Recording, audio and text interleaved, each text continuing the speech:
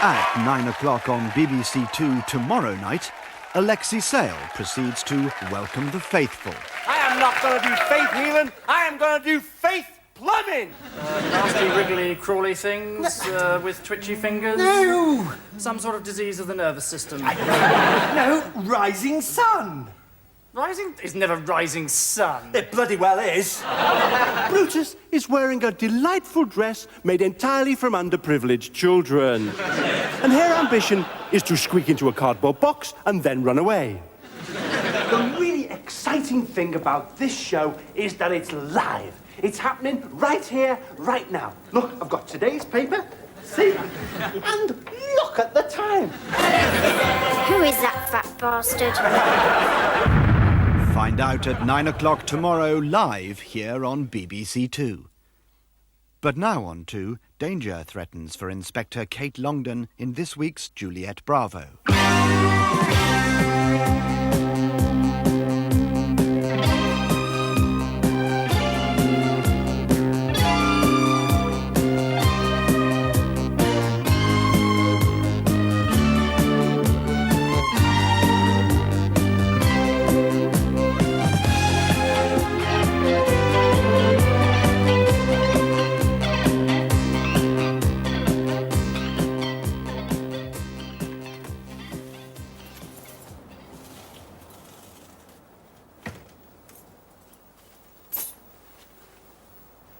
Donald?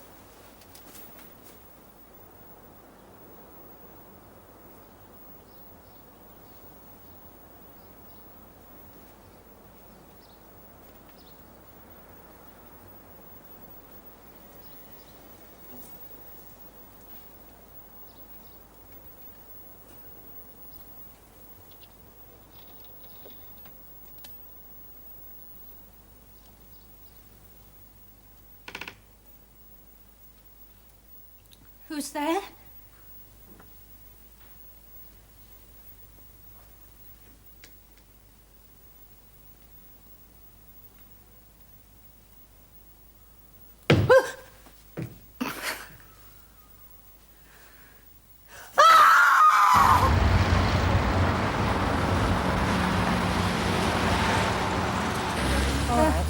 All right. It's all right, Mrs. Rawnsley. Everything's all right now. What happened? What did you see? Donald, where's my husband? It's a form of amnesia, I'm afraid. Whatever it was she witnessed, her subconscious isn't ready to deal with it yet. I think I'd better get her to bed. Go along, Mrs. Rawnsley. That's the way. There we are.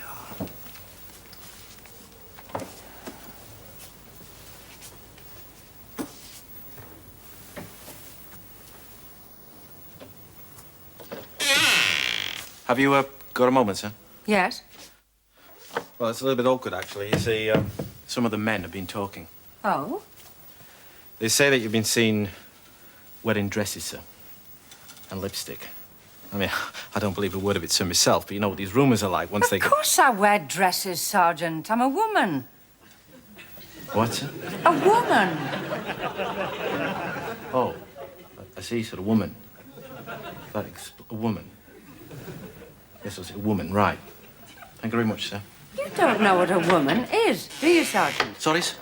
Oh, yes, I know what a woman is, sir, obviously.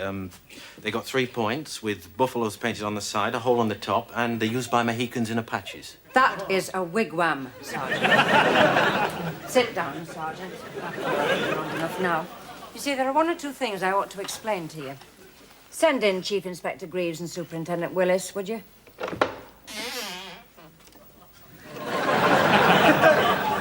Buzz, buzz, buzz. Gosh, I really like that bird. Flutter, flutter, flutter, and I really like that bee. We'll both have to get married. Is it something to do with receiving stolen goods? Sergeant, you have been a policeman now for 15 years. Even you must have noticed that not everybody is a man. That at least half the people in the world are built differently from men, behave differently from men, and have a whole range of different problems and concerns that require special care and understanding that completely set them apart from men. No, sir. Tell me, Sergeant, what you do on your days off when you want to enjoy yourself? I indecently expose myself to squirrels, sir. I suppose it's too late to get Alexei's Sayle back. Yes, it's 50 years of that colorful cartoon character, Alexei Sayle. Who's the leader of the gang that's great for you and me? A-L-E-X-E-I-S-A-Y-L-E. Who's an ugly bastard and that's great for you and me? A-L-E-X-E-I-S-A-Y-L-E. Alexei Sayle, Alexei Sayle. We love to hear him swear on the TV. Everybody gives me cheers except the BBC. A-L-E-X-E-I-S-A-Y-L-E. Alexei Sayle, Alexei Sayle. Who is that fat bastard?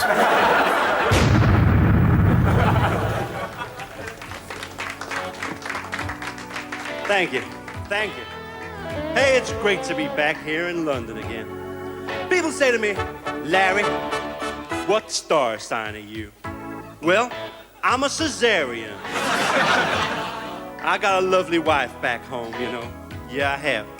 And she's a cross between a Leo and a Capricorn. She's a leprechaun. People say to me, Larry, what exactly are memories? Well, hey, I don't know. Call me a sentimental old fool, huh? Call me a bag of chicken necks tied up with twine, but I think memories are the red-hot needles that you'd like to stick in the eyes of Jehovah's Witnesses. People say to me, Larry, what exactly is Boyle's law for the expansion of gases? Well, Boyle's law states that for a fixed mass of gas at a constant temperature, the volume will also remain constant. That's right. It's spooky. People say to me, Larry, why don't you sod off, you oily, ingratiating, fat bastard? And I say, oh, all right then.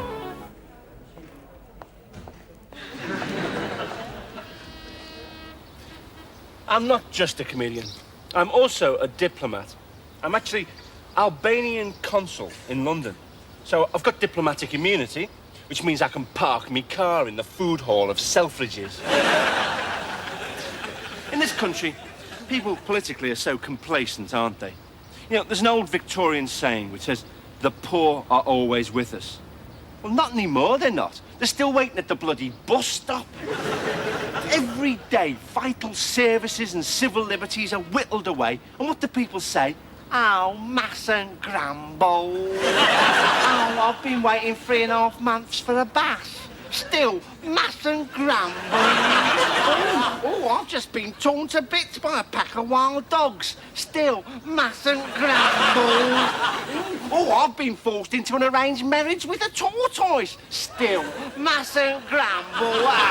And you grab them by the neck and you're trying to force their heads down the waste disposal. And they're going, oh, you're trying to force me head down the waste disposal. You're heading me towards the flashing, whirring, sharpened silver blades. Still, Mass and Grumble. Welcome back.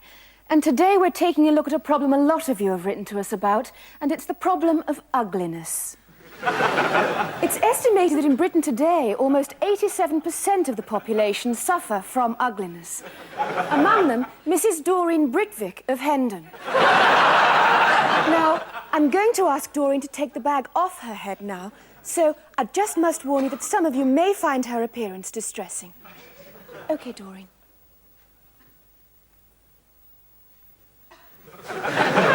Now, Doreen, when did you first realise that you were, in fact, ugly? 10 minutes ago. 10 minutes ago? Yes, when I came in here and you said, by Christ, you're a hideously deformed specimen, I think I may throw up. Right. Dr. Jacob Flea Circus, what actually causes ugliness? Well, it's caused by a tiny virus carried by rats in a Sainsbury's shopping bag, which keeps splitting, and that's how the disease is spread. I see. Now, Doreen's breasts are a bit droopy, aren't they? They're not at all pert and mouth-watering like mine. Is this condition fatal? Yes, completely terminal, I'm afraid. And she is about 3.5 pounds overweight, so we would recommend she's put in a special hospice. Is there any effective treatment for people as ugly as Doreen? Yes, we find gassing them like badgers is very effective, and these days so readily available on the National Health. Lovely. Well, thank you both for coming along here to the studio to talk to us today. And to those of you at home, I hope you found some of those beauty tips useful. And meanwhile, talking of ugliness, Alexei. When I was 16, I ran away from home. I ran away from home to join the British Legion. The uniform's crap, but you can get a drink after hours. Just before I left home, I went to see the school's careers officer. She said, "What would you like to do when you leave school?" I said, "I'd like to hurt people, please." She said, "Oh, really? Mentally or physically?" I said, "Physically, please." She said, "Well, that's social workout then, innit, eh?" I had a part-time job for a while. I was moderator of the Free Church of Scotland.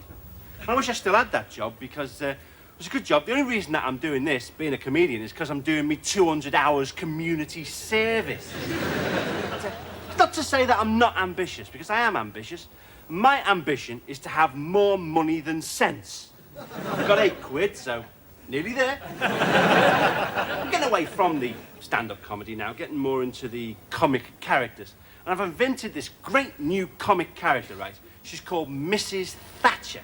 She's this really mad woman with this weird, screechy voice. I'd like to do her for you now. So if we just get back out the way, I'll do my comic character, Mrs. Thatcher.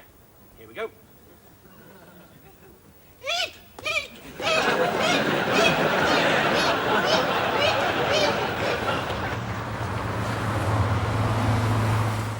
I've always been known for my trim, muscular figure. So, like many beautiful celebrities, I've written my own diet book. It's called the Alexei Sayle G-Plan diet. What happens is, you eat your tea, and then you spend several minutes looking at a mahogany veneer bookcase with neon display lights, and then you just throw up. Actually, I'm very keen on cooking, and I've just bought a Moulinex Magi blender. It comes complete with all the attachments, the blenders and the choppers and the dicers and the donkey molesters. The BBC have even offered me my own afternoon cookery programme.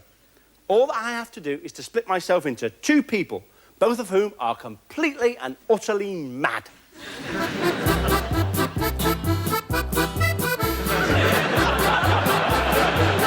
Hello there. Hello there.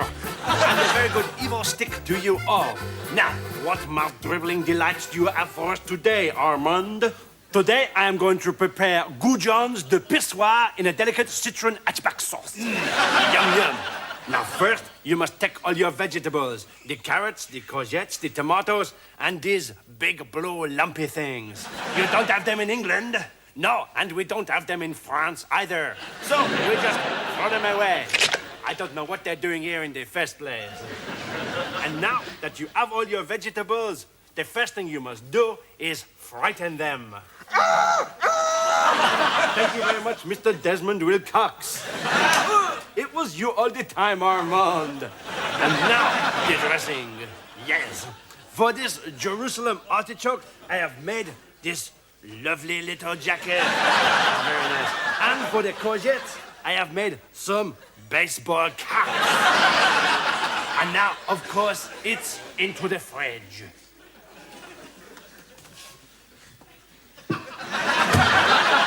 And while he is doing that, I will get the radishes.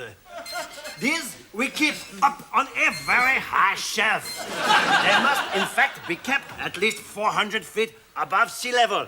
Otherwise, they start to sing.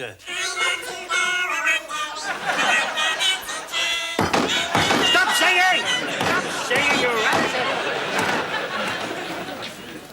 There's something fundamentally wrong with this country, isn't there? The bad, low-quality food, the endless queues, the crowded trains, and a government that has a paranoid obsession with state secrecy. Then I figured out what the reason for all this is. It's because the war's not over. It's because somebody out there is still at war with the Germans. And I know who it is as well, right? You know all them people, right, who drive out to the seaside at the weekends, park their car on the seafront, and then sit in their cars staring out to sea. It's them. They're sitting there, waiting for the Germans to land. Then when they do, they're going to run them over in their brown Austin Maestros. Oh, God blimey, missus. Who wants to see me bottom? Cockles, winkles, missus. Oh, missus, a top hat. Oh, sorry. I just went out of fashion for a minute there. Of course, the real reason for Britain's decrepitude and for its bad management situation is actually our stupid, snobbery-based, public school-orientated class system. I mean, people say about Prince Charles, "Oh, Prince Charles, well, he really cares about the environment, doesn't he?" Well, that's all right then, isn't it, eh? I mean, that makes up for 600 years of exploitation, doesn't it? And they say, "Oh, Princess Diana, oh, I love her. I do love Princess Diana. Well, I mean, she might be a parasite, but she's awfully good at opening kindergartens, isn't she?" Bloody hell, you could get a cockroach to do that. I declare this kindergarten.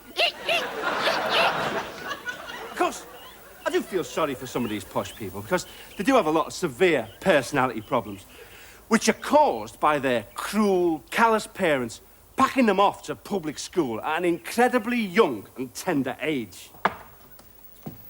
Jeremy Harpoon, Weetabix to see you, Headmaster. Send him in, Mr. Boter. Ah, Weetabix, come in. Now, as one of our senior pupils here, I'd like to just run through your end-of-term report, if I may.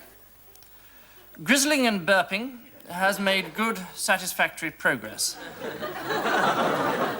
Pissing on the carpet, solid and conscientious. Dribbling porridge down bib while gurgling and breaking wind has all the makings of an officer in the Royal Artillery. No, I wouldn't say exclusive at all. We accept any boy from any social background, providing he is the bastard son of Cecil Parkinson. I suck my dummy. Mamam lingues. You suck your Well, competition for places here is, of course, very strong, which is why most parents put their sons down at the moment of conception.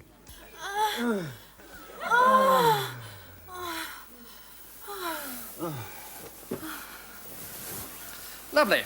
Now, the next stage is for you to fill out these application forms, both of you. If you'd just like to sign down there, and you, sir. I admit there are a lot of South African mercenaries on the staff, but at least we realise the value of a good, strong physical education. Come on now, up and over, well, keep going. And there's also compulsory target practice on Thursdays, where they learn how to shoot poor people.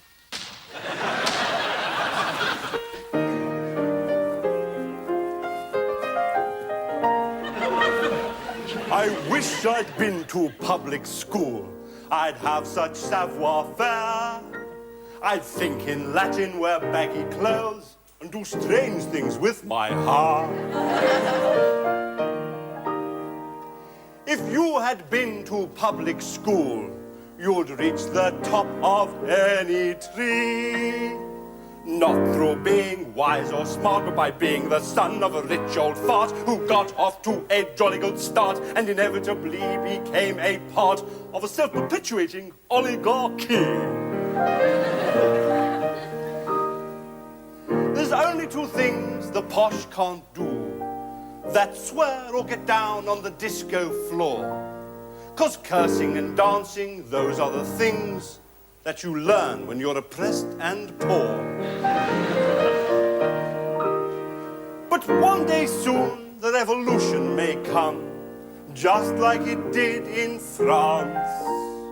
Then we'll string the aristocrats up from the lampposts, and then we'll see the bastards dance. Oh, yes, indeed, we'll see the bastards dance.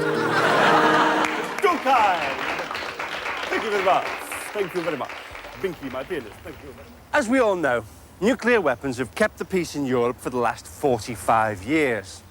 Also, Semtex explosive under the lavatory seat is the secret of a good marriage. Actually, of course, I'm a pacifist, which means that I only kill people who agree with me. But, like a lot of good British comedians, I spend a lot of my time travelling the world doing incredibly magnanimous work, entertaining the dear old British troops. Work which you, the public, never gets to hear about because it's a selfless act of charity and I don't go around shouting about it. However, here's some incredibly brilliant film of my last fantastic appearance! So, here he is, lads. A big welcome now for Alexei Sayle.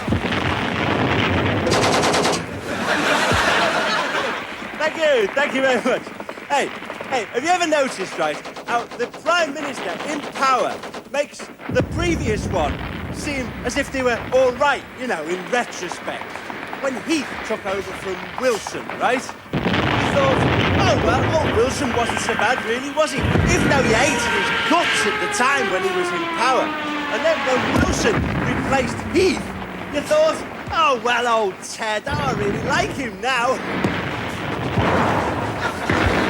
I mean, can you imagine that? Can you imagine what the next Prime Minister's going to have to be like to make Margaret Thatcher seem okay? Well, I used to hate Margaret Thatcher, but since the intergalactic zombie lords took power and started sucking everybody's blood out through their eyeballs, well, I think she doesn't seem so bad now.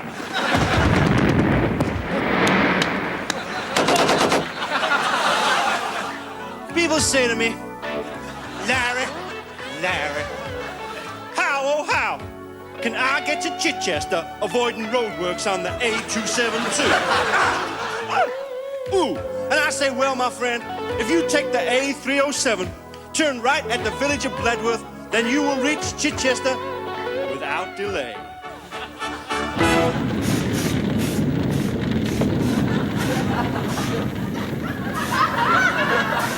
Morning, madam.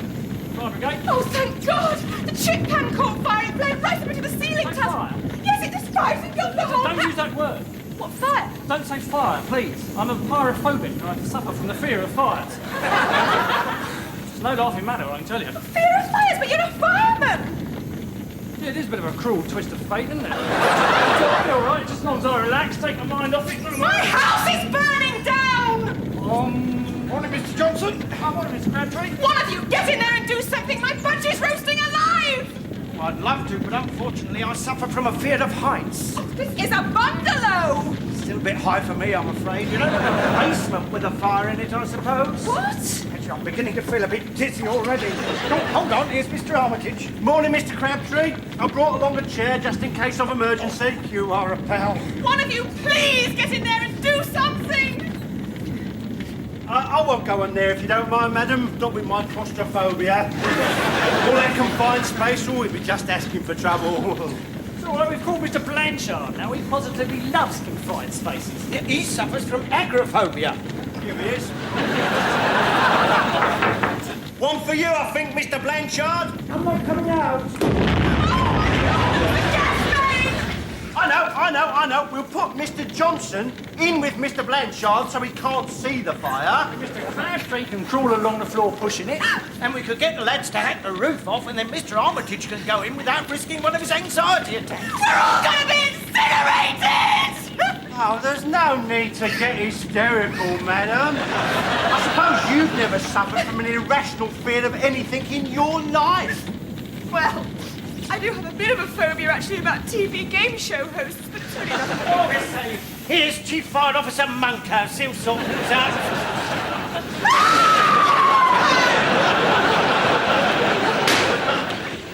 Those of you who've got jobs, I'd like you to think about your boss for a few seconds. Think about your boss. Isn't he an absolute knob-end, eh? Isn't your boss a complete nincompoop? And he's usually still a bloke, isn't he, eh? And he's pouncing round the office going, 5 cups of coffee, please, Sandra. Just off to a meeting with some client, Sandra. And his tie's that wide.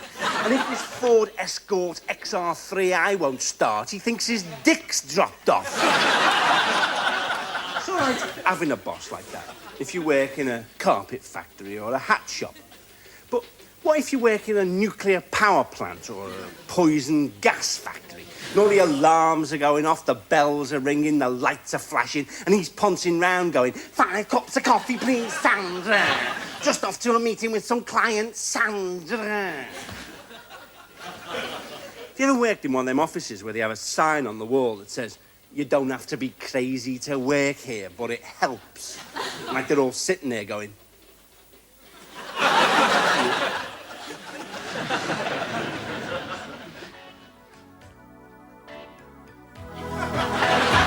People say to me, "Larry, I'm experiencing a ringing sensation in my ears, nausea, vomiting, and dizziness in the hair." And I say, "Well, my friend, you're suffering from Abrahamson's syndrome. Either that, or you've been standing too close to Nigel Lawson for too long." And now more on those cabinet changes. Timothy Renton, formerly a small stabbing pain in the groin at the Home Office, becomes a chronic lung infection at the Treasury, while Douglas Hurd, currently a disease of the nervous system, shifts sideways to become a rather unpleasant skin complaint characterized by uncontrolled itching and scaling. Nicholas Ridley joins David Mellor as a serious kidney disorder that responds to antibiotics, with Sir Patrick Mayhew as a related urinary condition that can persist for years and years. And Sir Geoffrey Howe becomes a general debilitating malaise of limpness and depression that's all in the imagination. So no change there. I've got very Catholic musical taste. I like anything by the Pope. There's a tendency in pop songs to offer empty, facile solutions to the world's problems. Like, for example, there's a Tracy Chapman song that goes something like, "Things are gonna change, the poor people are gonna rise up." No, they're not. And these songs often have really vacuous sentiments in them, like, wars would all just stop, right, if we all just held hands. If we all held hands, we'd look like a fence.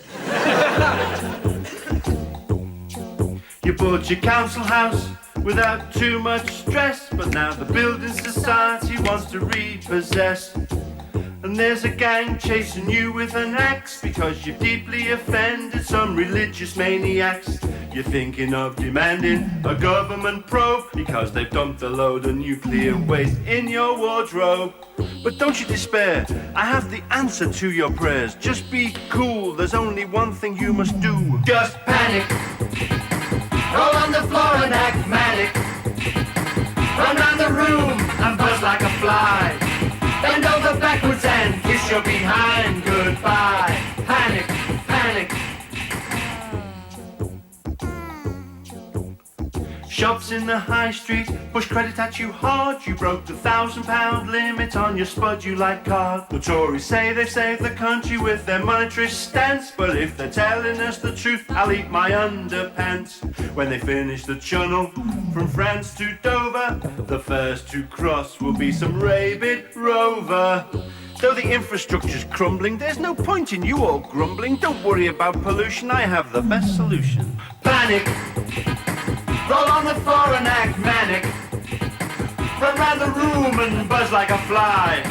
Bend over backwards and kiss your behind goodbye. Panic. Roll on the floor and act manic.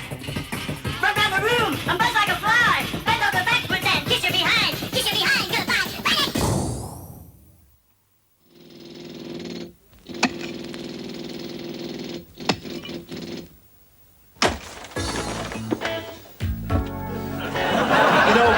People often say to me, "Larry, oh Larry, what exactly is a sudden ending?" And I say,